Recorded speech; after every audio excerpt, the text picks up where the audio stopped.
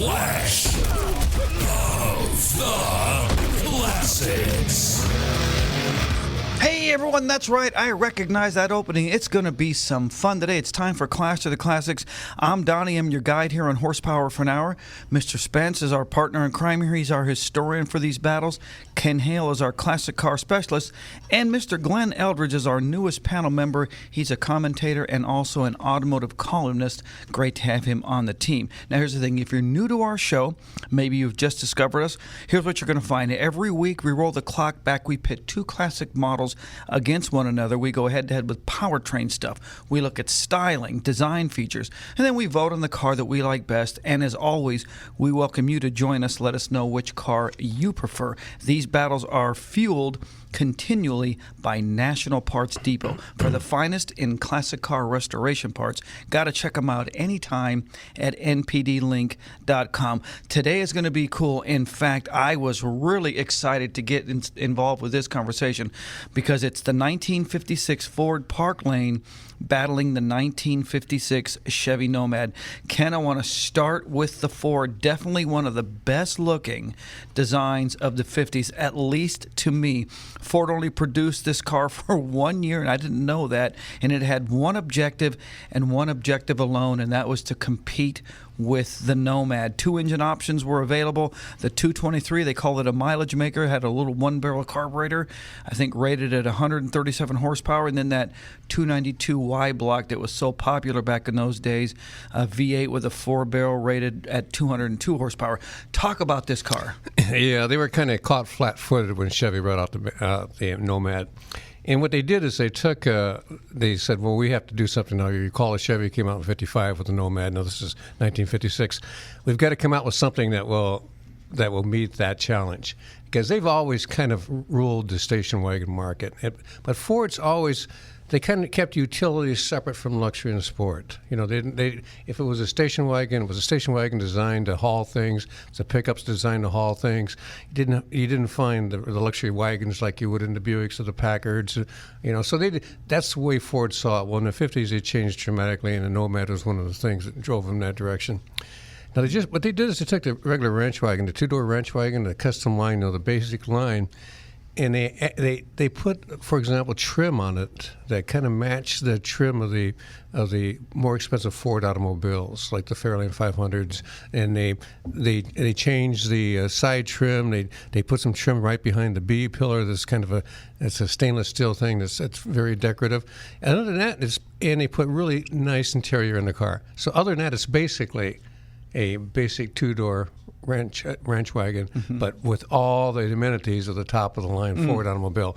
And that's how they came to challenge Chevy on this. Now, you mentioned that the 292. You could also get the 312 in it.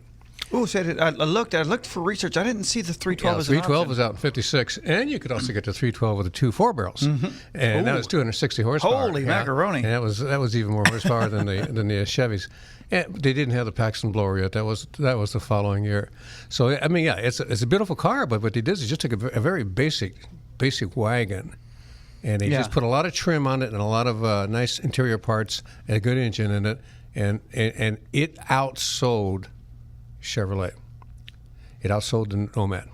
Well, one thing, Ford made 15,186 Parklanes back in 56, and Spence, to me, whether you're a fan of the Ford or not, this is one heck of a good-looking car. This is one of the prettiest station wagons I have ever seen in my life. I mean, this beats out anything the Brady Bunch ever had, any of the wood. I mean, this is a gorgeous car. What do you think, Glenn? I really like it. And one of the things that I really like about the back wheels is they've got the cover going over that wheel. The skirt, you mean? Yeah, the skirt. Yeah. Every single time, every car that I see that with, I just love that styling. I mean, all of the shows that we do from, I don't know, from as far back as I can remember, I've never seen. Here's the big question then. What happened? Yeah, well, the thing of it is so that the audience understands, this is a two-door wagon. Correct. It's a two-door wagon, just like the Nomad is.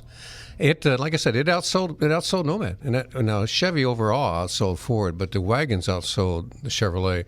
And for the first time ever, they actually, this was $50 cheaper than the Nomad.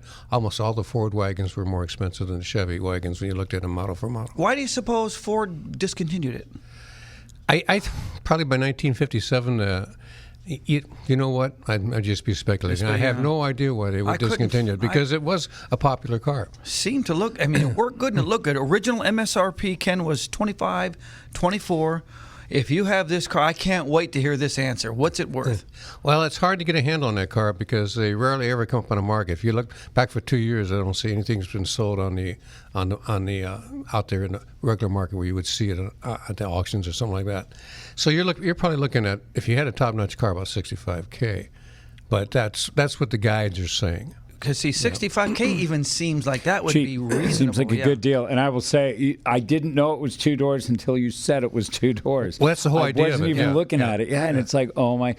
That's a slight downer, a little bit. You know, for jumping in and out utility, with get the kids in the back. With a station wagon, most people want the additional door. One would think. So from a functional point of view, that could be a problem, but it's still good looking. Before I go any further, let me say whether you're looking for simple replacement parts, you need restoration parts, performance upgrades, whatever you're looking for, NPD, they are the go-to guys. We got to get you over to npdlink.com. Take a look at their selection. They have got a ton of stuff available in their catalogs. National Parts Depot makes our Clash of the Classics possible.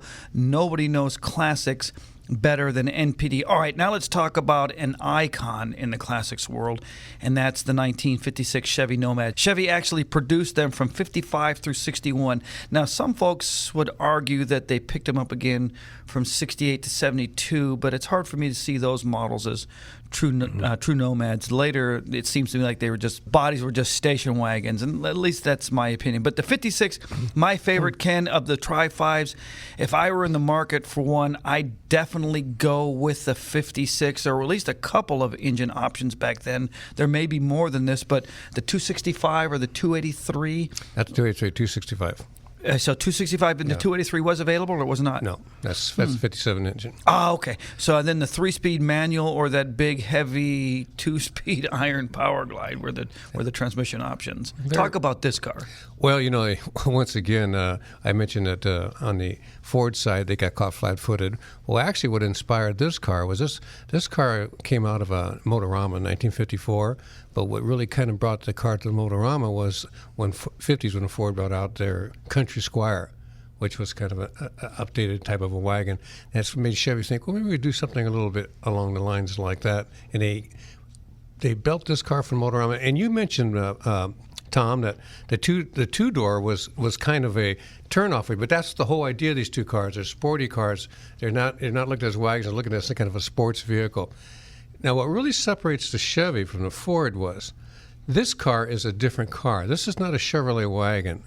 If you look at this car, that car is styled completely different. The whole greenhouse is completely different. That car, it doesn't look like any wagon out there that Chevy made if you look from the B pillar back. And that was the idea of it. See, well, Ford was just basically taking a Ford wagon and putting some trim on it. This was a standalone car. And was it a halo car at any point? It was a halo car, and you know, and the whole idea of this car was that, you know, it may not make money. It's going to bring people in the showroom, and that may be what Ford looked at. Maybe what they looked at with the costs they were putting into. You asked the question earlier into it. Was that something that maybe it was a halo car too? They didn't feel it was worth it, but. Anyway, yeah, the Chevy Nomad is a beautiful standalone automobile. I get an F in observation. That's hideous. I looked at 2 cars, couldn't tell they didn't have a Ford. It was that's awful. I really flunked out on this test. It's a hearse, for crying out loud, is what it comes down to. Well, back in 1956, Chevy built 7,886 of these cars. The original MSRP, just as you said, Ken, just a slight bit less. 2,707 was the MSRP. What on this one? I think I have a basic idea, but tell our audience, what is the car worth today? Oh, a nice one's going to be at least $75,000. Okay, so just a tick up from the Ford. Yeah. Huh. Okay, I'll start with you, Spence. Between these two cars. On the radio, Elvis, Nelson Riddle, and Gogi Grant. Boy, who's Gogi Grant? Gogi Grant did a song called "The Wayward Wind." Okay. Okay, I'll stop. Let's go with Gogi and the Nomad. Okay, so we got one Chevy and Gogi. I'm flipping over for the money. Really? Oh, Okay. the money got me this time. The other one's prettier, but I'm taking the dough. All right, and Mr. Ken, who do you like? Yeah, I like the Nomad. It's a standalone car. I don't want a dressed up Jeep car. Okay, so the Nomad is cool, and especially 1956 of the Tri-5s. I like the soft lines on the Chevy. All right, Mr. Glenn Eldridge. I'm getting a little concerned here. Since I've been on the show, I keep picking Chevy, and I don't know what's going on. Okay, so you're going to flip the script today? I got to go Nomad. Okay. Oh, you're going Nomad. I am Chevy. Well, I am, apparently, I guess I am odd man out, because while I like the Chevy, and I understand your point, Ken, that it wasn't something that they made into a wagon, the front of the vehicle, and I guess, well, I know we're talking about the fact that it's a station wagon / Nomad, but it's the front of that 56 Ford. My gosh, I think I really am going to have to start looking for him, because it makes me feel tingly in the spine when I look at the front of that 56 Ford. That thing is absolutely beautiful. So I'm going to roll with the Ford this particular time around. But to talk a little just for a moment on this Ford car, the fact that in 57 Ford rolled out the Ranchero. Yeah. Do you think, is it possible that had any motivating factor to them? Because the Ranchero was ended up being a huge seller for them. Yeah. So maybe that's part of the reason why they ended up. It's just pure speculation. It just made that maybe they weren't making enough money in a car to make it worthwhile in their mind. I don't know. I'm surprised, because Chevy went ahead with it in 57, and when I think of Nomad, I think of 55 through 57. I don't think beyond that. Yeah, correct. Yeah, because those are the cars. So I have no idea why they would only bring out a car for 1 year, and it sold so well, and it outsold Chevrolet. So. And the thing I thought that you were going to tell us is that because of that it was worth so much more money, but apparently it wasn't. But if you got a classic ride, you're in the middle of a classic build, just considering getting into classic car restoration, got to do yourself a favor. Check them out at npdlink.com. Got to get you over to National Parts Depot. You can find them there 24 hours a day. We got a bunch more coming up. Check in with the Automatic Transmission Rebuilders Association, and we'll discuss how the government may be trying to price us out of driving the old-fashioned way. Stay in the seats. We'll be right back. We are your ultimate stop in automotive radio. We are Horsepower for an Hour.